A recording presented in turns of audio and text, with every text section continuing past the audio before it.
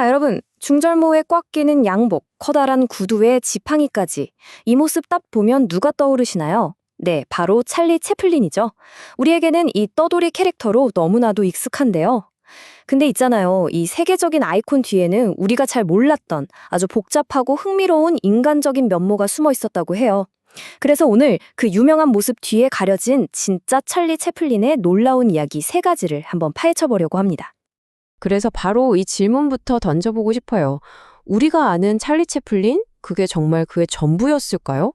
우리가 스크린에서 보고 웃고 울었던 그 모습이 과연 그의 모든 것이었을까요? 아마 지금부터 제가 들려드릴 이야기 세 가지를 듣고 나면요. 와, 찰리 채플린이 이런 사람이었어? 하고 생각이 확 바뀔지도 모릅니다. 좋습니다. 그럼 첫 번째 이야기부터 바로 시작해 볼게요. 시간은 꽤 거슬러 올라가서 1915년이고요. 장소는 미국 샌프란시스코입니다. 당시에 말이죠. 찰리 채플린 닮은 꼴 대회가 그야말로 엄청난 인기였다고 해요. 너도 나도 채플린 분장을 하고 나온 거죠. 근데 여기서 진짜 재밌는 게 뭔지 아세요? 바로 찰리 채플린 본인이 이 대회에 아무도 모르게 참가했다는 겁니다. 완전 똑같이 자기 그 떠돌이 복장 그대로 하고 말이죠. 아마 이런 생각이 들었을 거예요. 과연 사람들이 날 알아볼까? 이 수많은 가짜들 사이에서 진짜인 내가 몇 등이나 할 수 있을까? 하고요. 정말 짓궂지 않나요? 자, 여기서 퀴즈. 여러분, 진짜 찰리 채플린이 몇 등 했을 것 같으세요? 아니, 생각해보세요. 세상에서 찰리 채플린을 제일 잘 따라하는 사람이 누구겠어요? 당연히 찰리 채플린 본인이죠. 그럼 당연히 1등 아니겠어요? 그런데요, 결과가 정말 황당했습니다. 글쎄, 3등이었답니다. 3등! 1등도 아니고 2등도 아니고 무려 3등을 한 거요? 이게 무슨 일이에요? 심사위원들이랑 관객들이 진짜를 앞에 두고도 당신은 3등 정도네요? 하고 다른 사람들을 뽑았다는 거죠. 이게 그냥 웃고 넘길 얘기가 아니에요. 치플린은 이 경험을 통해서 아주 중요한 걸 깨달았다고 해요. 자기가 만든 이 떠돌이 캐릭터가 이제는 더 이상 자기 혼자만의 것이 아니라는 걸요. 사람들 마음속에는 이미 이상적인 찰리 채플린의 이미지가 꽉 박혀 있었던 거예요. 그래서 심지어 진짜인 자기 자신조차도 그 이미지를 완벽하게 따라할 수는 없었다는 거죠. 와, 진짜 아이러니하죠. 자, 첫 번째 이야기도 정말 놀라웠는데 두 번째 이야기는 더합니다.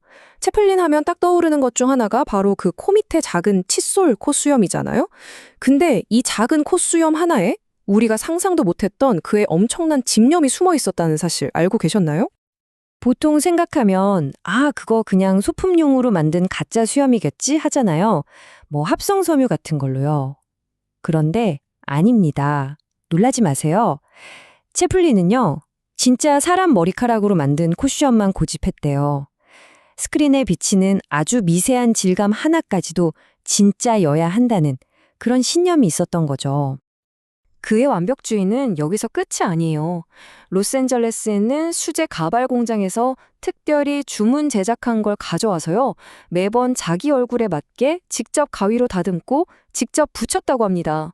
심지어 촬영 들어갈 때마다 그 모양이 완벽한지 계속 확인하면서 스타일링을 했다는 거예요. 바로 이 작지만 어마어마한 노력이 스크린 속 그의 표정 연기를 살아있게 만들었고 전 세계 사람들의 마음에 깊이 각인될 수 있었던 거죠. 자, 이제 대망의 마지막 이야기입니다. 이건 앞에 두 이야기보다 훨씬 더 극적이에요. 배경은 1930년대입니다. 바로 라디오라는 새로운 미디어가 막 등장해서 세상을 휩쓸기 시작하던 그런 시대였어요. 채플린에게 영화는 뭐였냐면요. 눈으로 보는 것과 귀로 듣는 게 합쳐져야만 완성되는 하나의 완벽한 예술 작품이었어요. 그런데 라디오는 어때요? 소리만 나오잖아요. 그러니까 채플린은 이 라디오라는 게 영화의 가치를 막 떨어뜨린다고 생각하고 엄청나게 싫어했던 거예요. 그에게 영화의 사운드는 화면이랑 절대 뗄 수 없는 말 그대로 영혼 같은 거였거든요. 그가 얼마나 진심이었는지 이 말 한마디에서 딱 느껴져요. 어떻게 영화의 사운드 트랙이 방송으로 그냥 흘러나갈 수 있단 말인가? 하고 분개했다는 거죠. 어느 날 자기 영화 스튜디오에 떡하니 놓인 라디오를 본 거예요. 그 순간 자기 예술이 모욕당했다는 느낌을 받은 거죠. 자기가 그렇게 애써 만든 영화의 소리가 화면도 없이 그냥 라디오에서 흘러나온다? 이건 그에게는 도저히 있을 수 없는 일이었던 겁니다. 그래서 그가 어떻게 했을까요? 네, 망치를 들었습니다. 그리고는 그 라디오를 그냥 박살 내버렸어요. 산산조각을 낸 거죠. 이게 그냥 화가 나서 물건 부수는 그런 차원이 아니었어요. 이건 자신의 예술세계, 자신의 신념을 지키기 위한 한 예술가의 아주 격렬하고도 분명한 저항의 표현이었던 겁니다. 그래서 이 라디오 박살 사건은요, 지금까지도 계속 이야기되고 있어요. 왜냐하면 이게 바로 어떤 것과도 타협하지 않았던 그의 예술가 정신을 가장 잘 보여주는 상징적인 사건이거든요. 내 예술은 이런 것이다 라고 온몸으로 외친 거죠. 자, 이렇게 세 가지 이야기를 쭉 들어봤는데요. 어떠셨어요? 우리는 오늘 채플린의 정말 다른 얼굴들을 만난 셈이에요. 닮은 꼴 대회에서 3등을 하고 씁쓸해했을 겸허한 참가자의 얼굴, 작은 꽃 수염 하나도 그냥 넘어가지 않았던 꼼꼼한 장인의 얼굴, 그리고 자기 신념을 위해 망치를 들었던 열정적인 예술가의 얼굴까지 말이죠.